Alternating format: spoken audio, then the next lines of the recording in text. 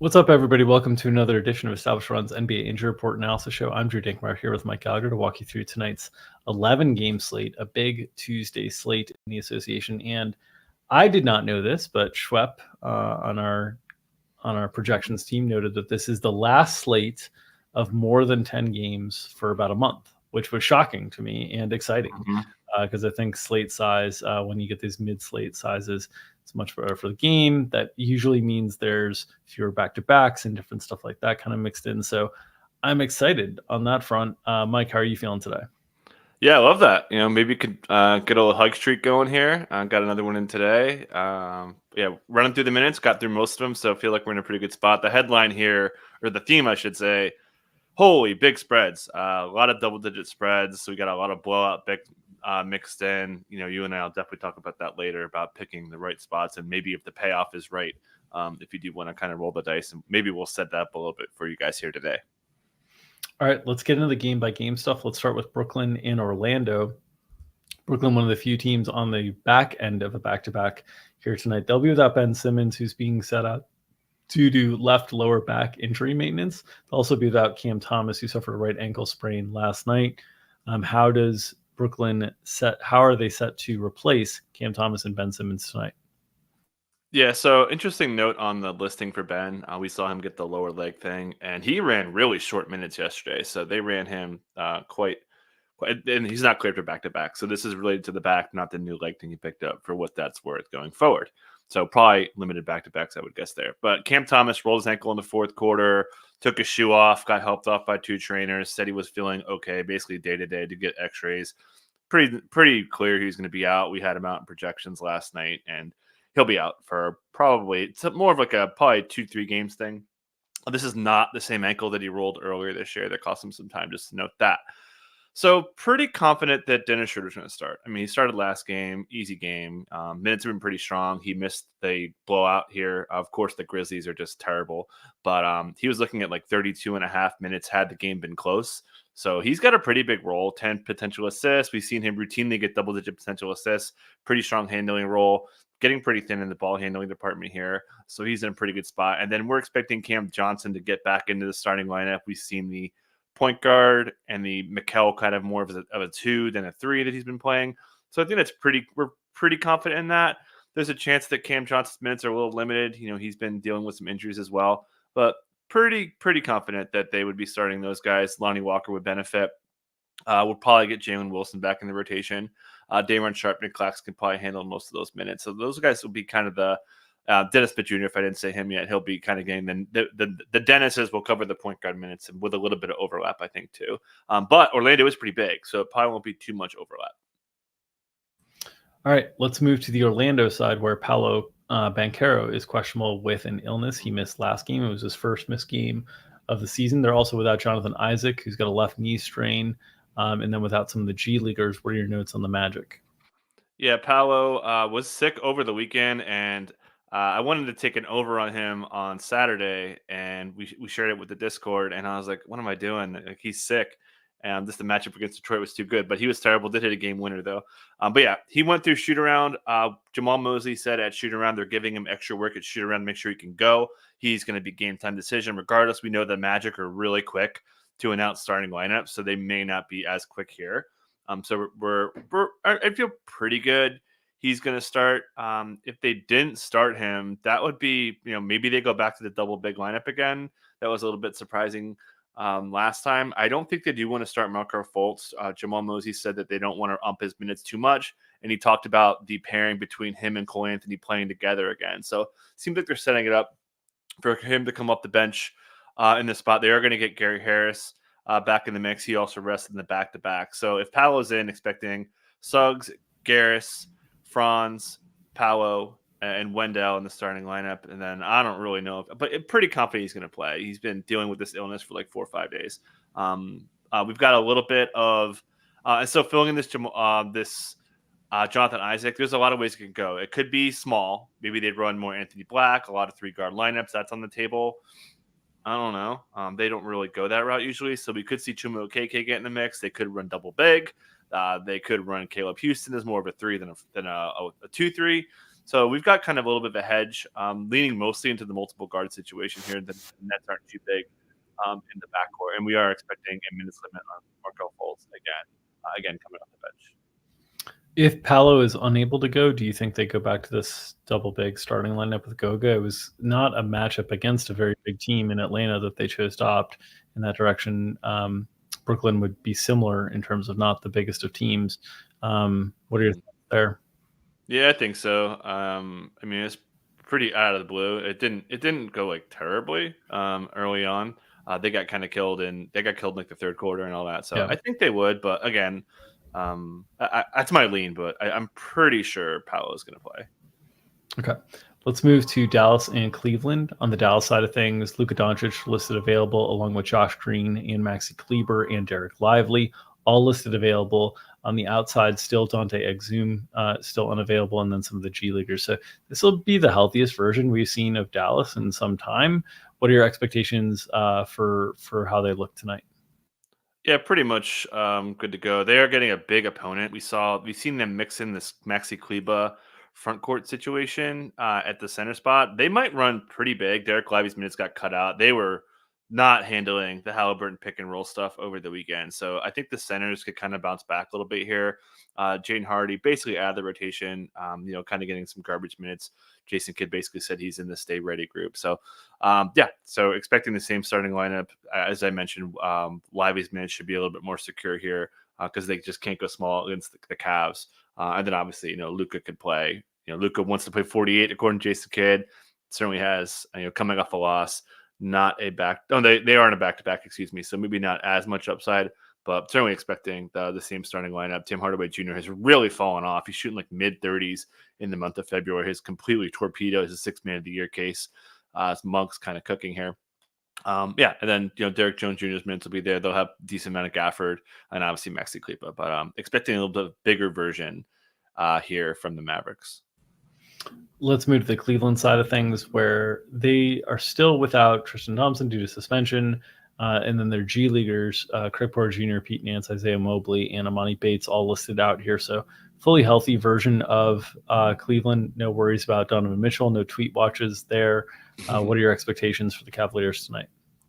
Yeah, we don't need to let them know today. I don't really have much to say there. We know they run 10. Donovan looked fine. They actually trapped a ton, the Wizards, more than I've ever seen them do. They were really making them kind of pass when they got the ball over half court. It was actually a pretty good defensive game plan against the Cavs there. But good to go here. Tough matchup for Luka. We know the Cavs have been really good at defending ball handlers this year. So pretty one of the few games that looks to be pretty exciting and could be close. But obviously the pace is terrible. Both these teams play on the slower side, especially the Cavs. Golden State and the Wizards. On the Golden State side of things, a couple notable pieces of information here. They'll be without Andrew Wiggins, who's listed out due to personal reasons, and Guy Santos, who's listed out due to right knee inflammation. Guy Santos, not a big deal because we'll have the return of Chris Paul tonight to his former team, I guess. In the Washington Wizards here. So I don't know how vengeful Chris Paul is for a team he never played a game for, but it is a revenge game theoretically. What are your thoughts on Chris Paul, minutes limitations, and how the absence of Andrew Wiggins impacts the Warriors rotation tonight? Yeah, you stole my joke. I was going to make the revenge game joke. So we think Clay starts for Wiggins. I wouldn't be surprised if they do the cute, elevate someone. Maybe they start Moody. Maybe they start Peyton, Wiggins kind of fill some minutes together. So I wouldn't be surprised, but I think it just makes sense to lean into Clay here. Obviously, he's got the reputation, but I don't even hear anything else there. So expecting him to start. Minutes should be more secure. Do have the blowout risk here, 10.5 spread. Obviously, Pod's minutes more secure. All the basic stuff. Kuminga's minutes are secure. Yada yada yada. And then I think Gary Payton's minutes could have a little bit of a higher ceiling here in the spot. So let's get to Chris Paul. I don't know. Well, we got him at, I think, 20. I think we landed at 22, 23. I don't think he's got a big minute ceiling. Probably not going to close today, I think. And he'll be coming off the bench, filling the non-Steph minutes and then maybe a few more. I don't think he's got a big ceiling today. I know you listened to the Draymond Green podcast, and it was weird to hear him not really know when Chris Paul was coming back. It's like, oh, maybe it's tomorrow. Maybe it's Wednesday. Maybe it's he didn't know. So I don't think they really have high hopes for Chris Paul. Certainly, it'll be in the rotation. I think teens are in the bag, but I think upper 20s are kind of off the table as they kind of gets more uh, acquainted with this kind of new look. He hasn't really seen this new look rotation. Don't forget, like, because Draymond was suspended, he got hurt. They haven't really been overlapping since they've had this new starting lineup that's been really, really good. Unless they run into Jokic.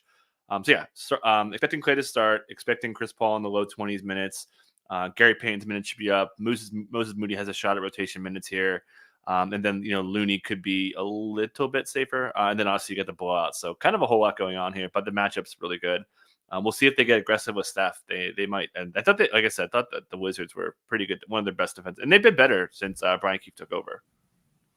Yeah, I would expect very managed kind of longer build up on Chris Paul. I think, I don't think the current iteration of them has more than maybe 27 minutes on a good night for Chris Paul available to him.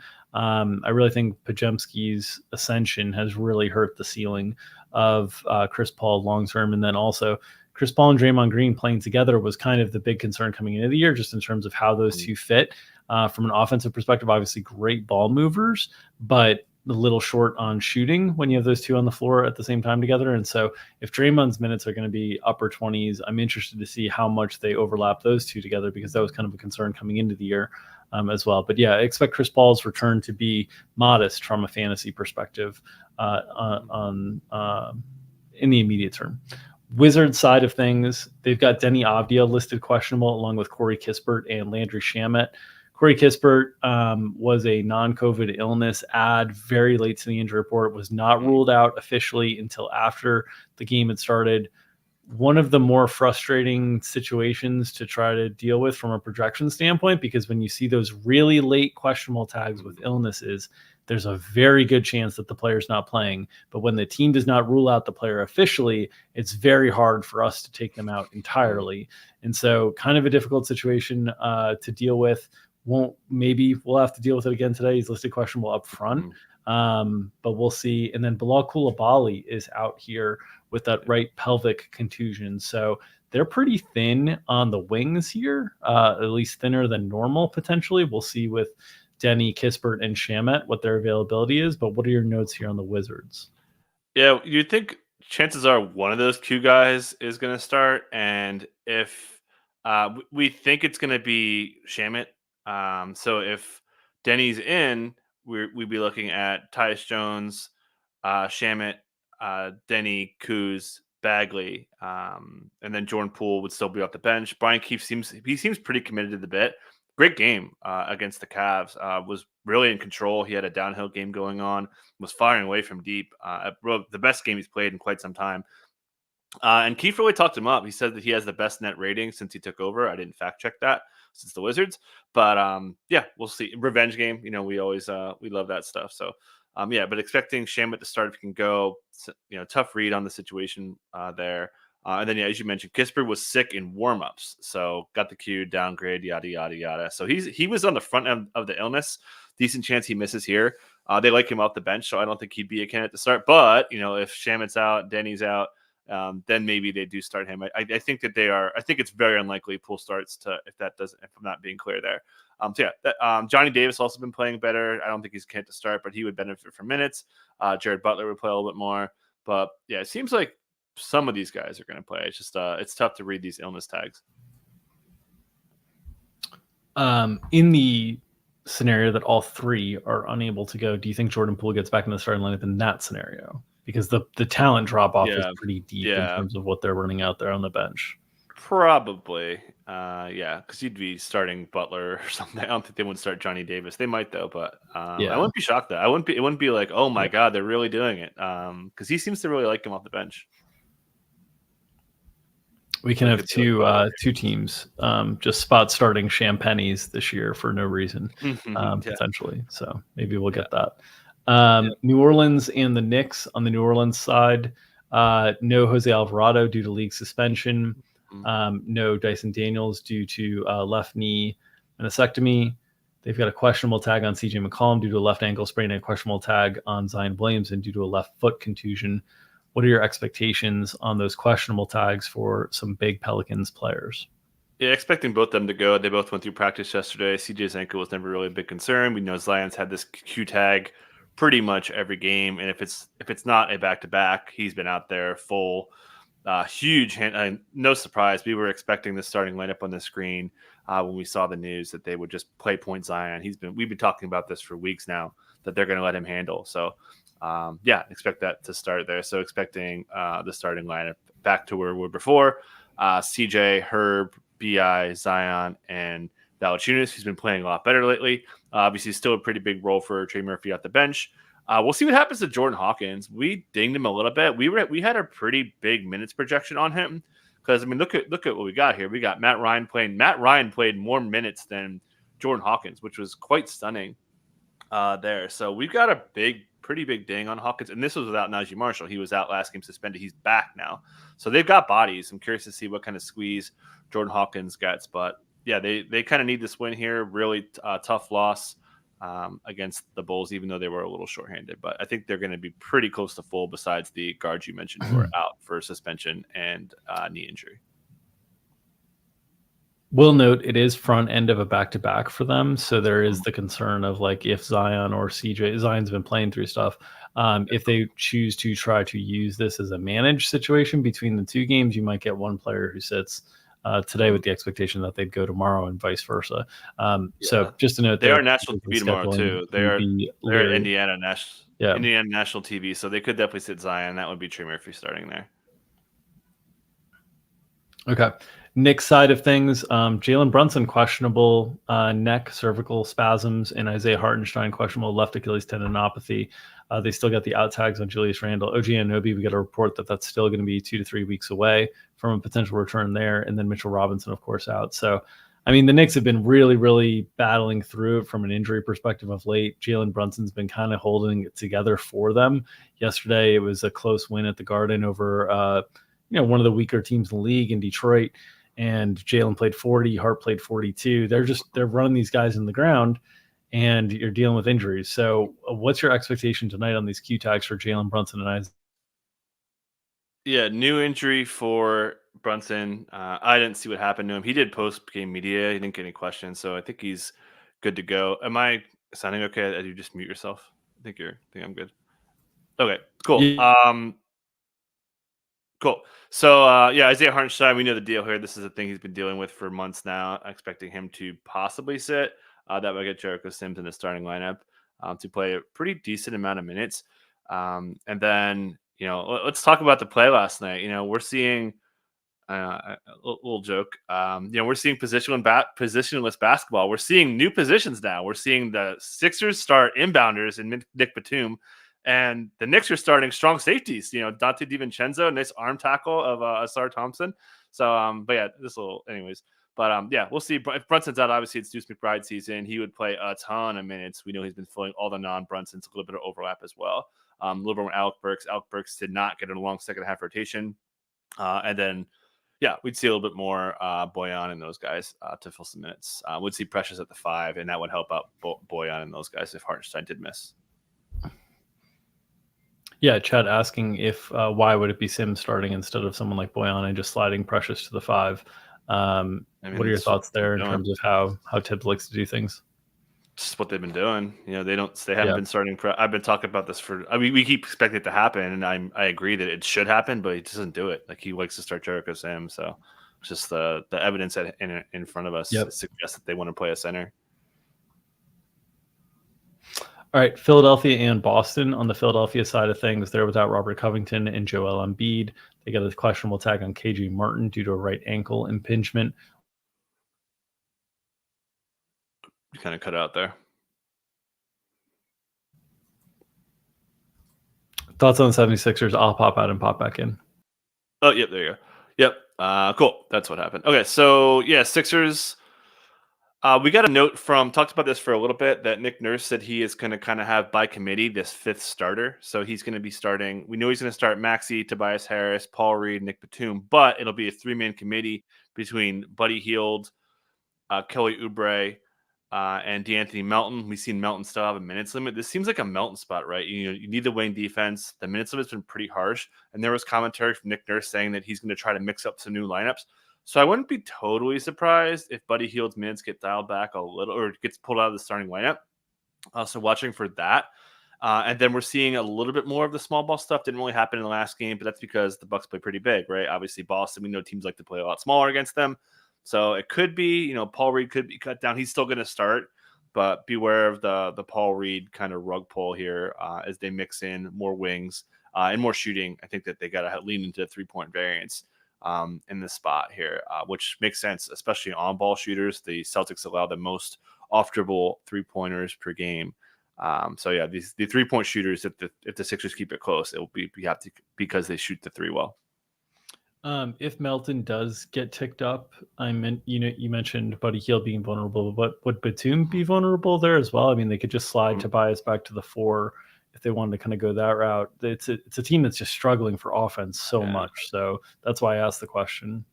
Yeah, I mean, Nick Nurse said he wants to start him. Besides that weird inbound thing when they brought him in for 14 seconds because the back-to-back, they've seemed pretty committed to starting him. I think he started every game that wasn't related to injury or back-to-back or something along those lines. So again, that could change. Maybe that quote I just mentioned where they may mix up lineups could apply to him because, as you mentioned, they've been playing terrible. But based on what we've seen, still expecting Batum to get the start.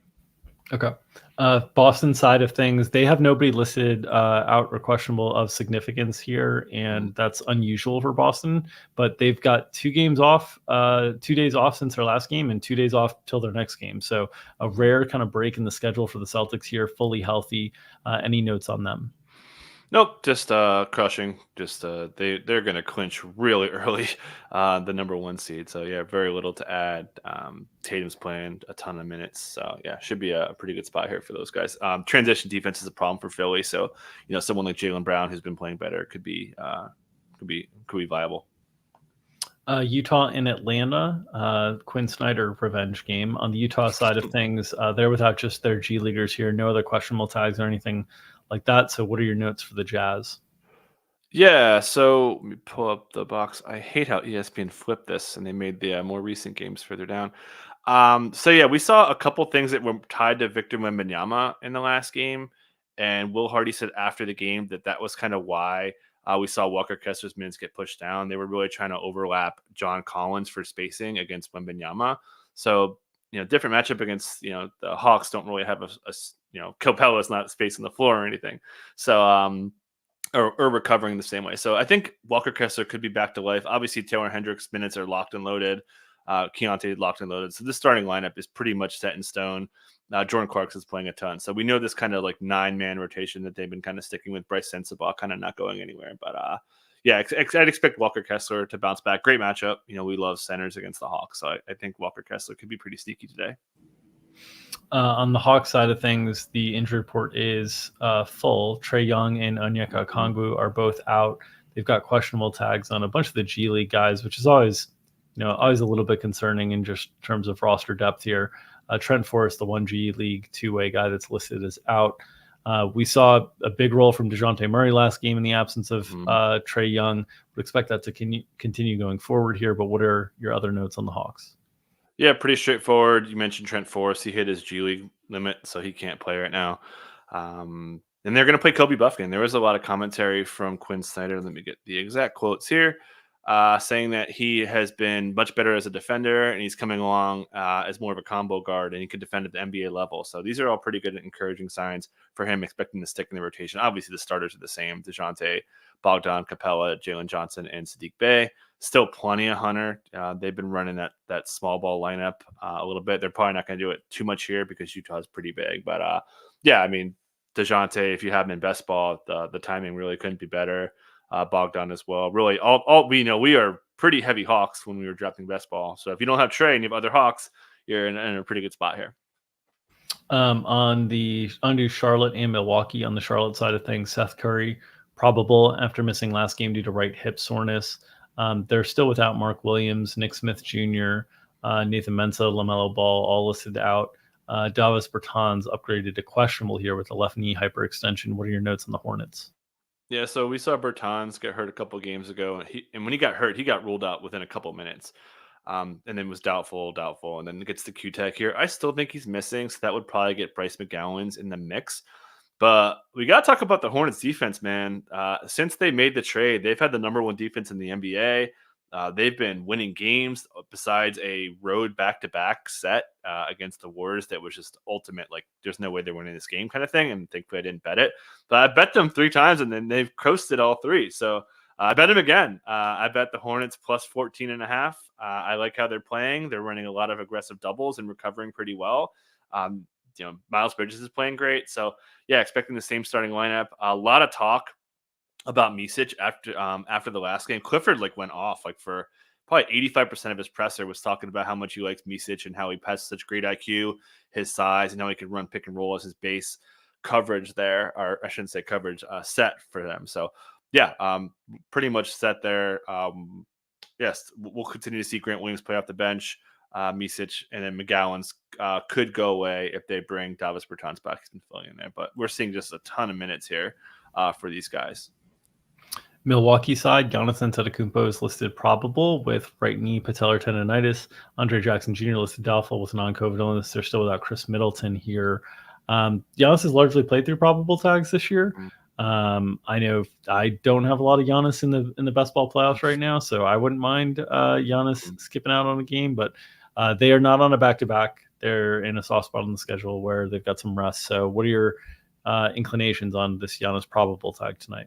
Yeah, he's got this peak knee thing for a bit. Expecting him to play. Also, like you, crossing my fingers to get some sweet Skolansky bucks on my Charlotte plus 14.5. Dame's playing better. That's really all I got.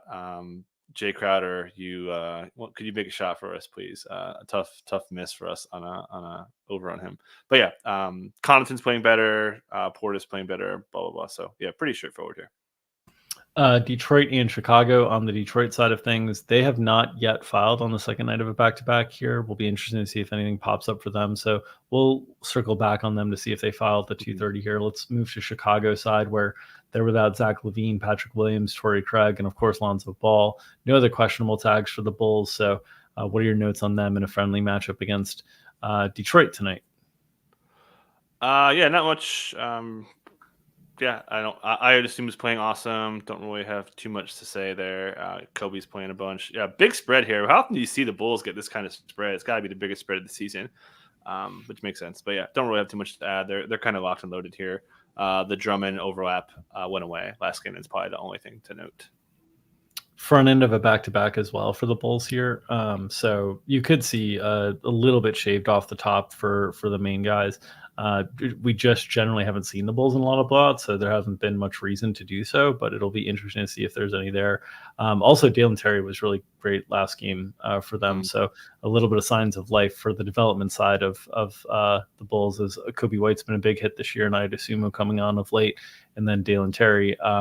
Lots of reasons for Bulls fans to be frustrated and upset with that front office and their lack of movement of late, but there has been a little bit better on the player development side, at least in season, seeing improvement on guys, which is one reason to be optimistic.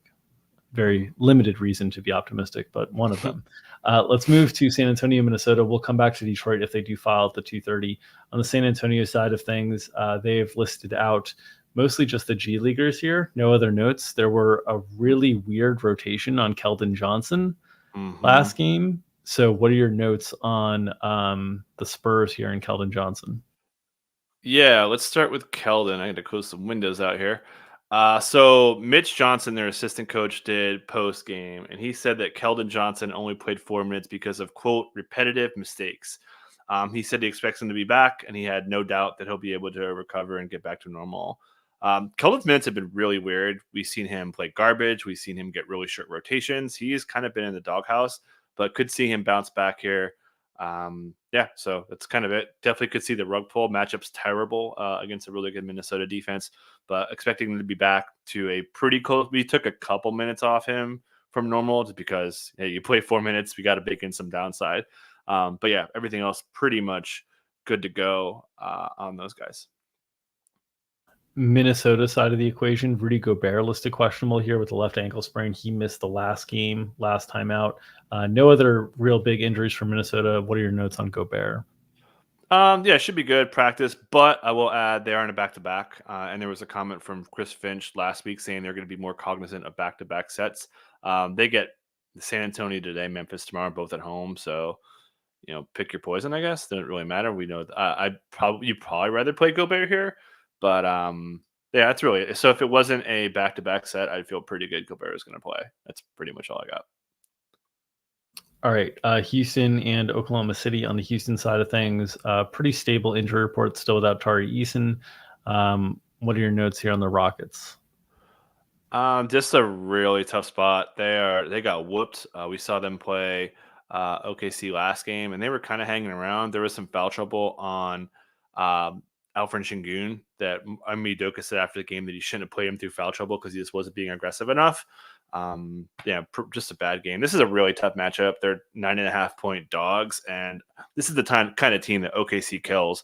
Guys, teams that can't really shoot and need to get paint scoring is like hell for going against OKC. So I actually bet OKC minus 9.5, laying some wood there. Jabari Smith's kind of back and alive. He's been playing really great. Udoka said after the game he's had a great mindset. It's led to more rebounding. Also, he did guard Chet in the last game, not really successfully.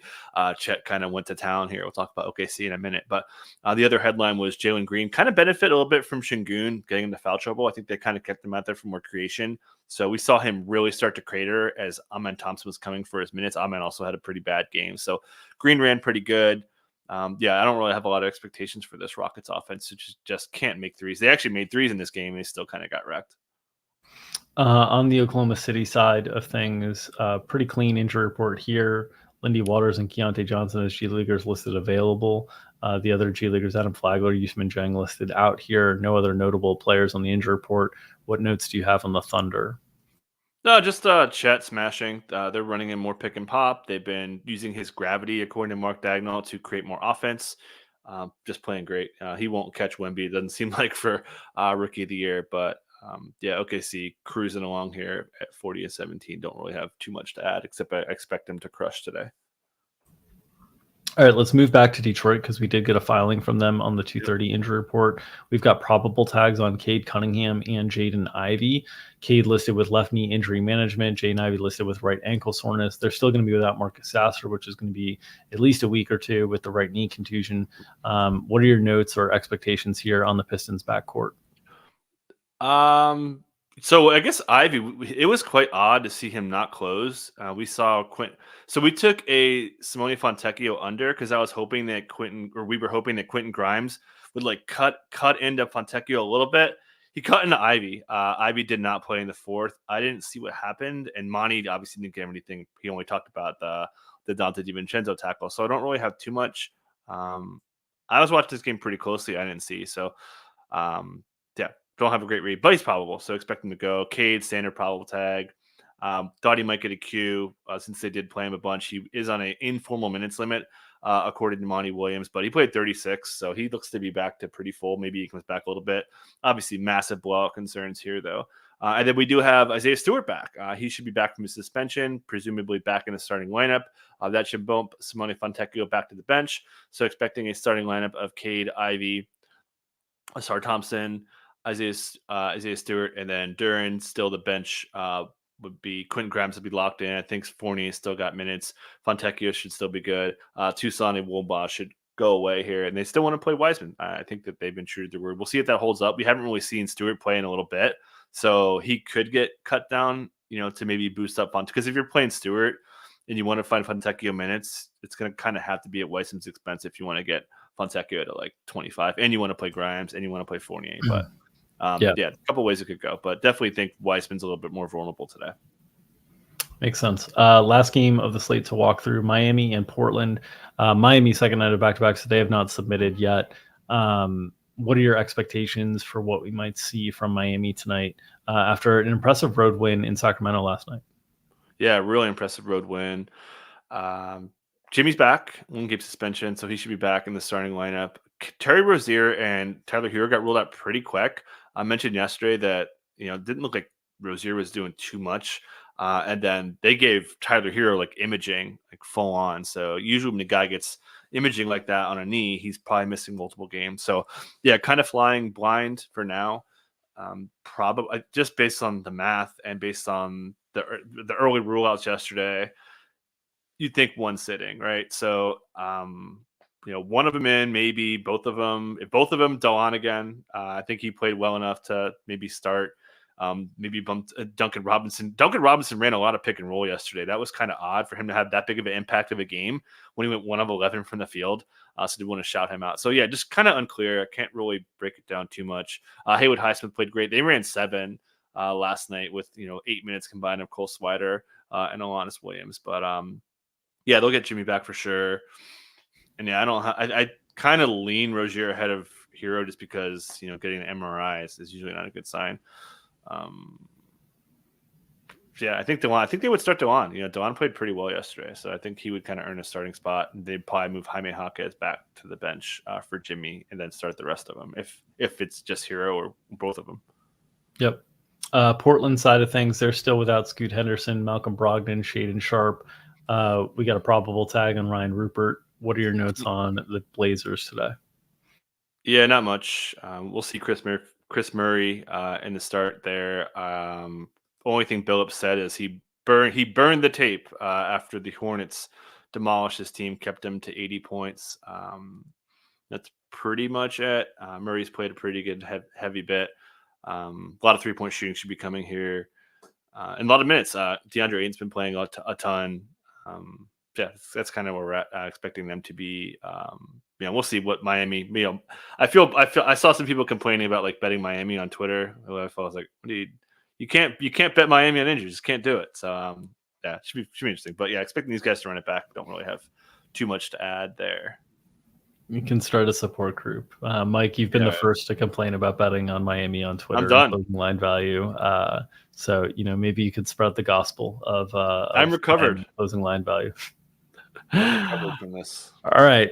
That will do it for this edition of Established Run's NBA Injury Report Analysis Show. As always, if you're enjoying the content that we're posting on this channel, we'd love for you to subscribe to this channel and help us reach our goal of getting to 5,000 subscribers by the end of the NBA season. We're a couple hundred short at this point, so hit that subscribe button.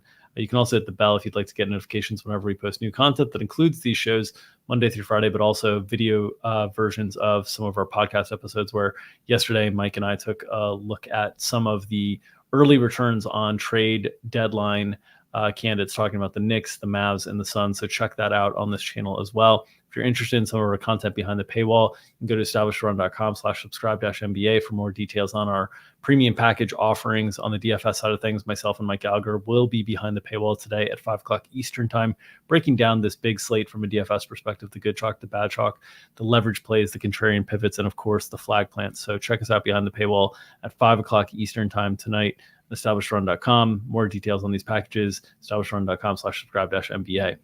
As always, the best way to support this free content is to smash that like button and help feed that algorithm. You feed the algorithm, it helps feed our families, and allows us to feed you the NBA injury information analysis you need each and every day to set your season-long lineups, your DFS lineups, and make your spread bets and your prop bets. So however you'd like to do it, smash it, caress it, push it, press it, whatever you'd like to do to that like button, please do it on our behalf as it can help feed our families. All right, we'll be back tomorrow with another edition of Established Run's NBA Injury Report Analysis Show. Until then, see you next time.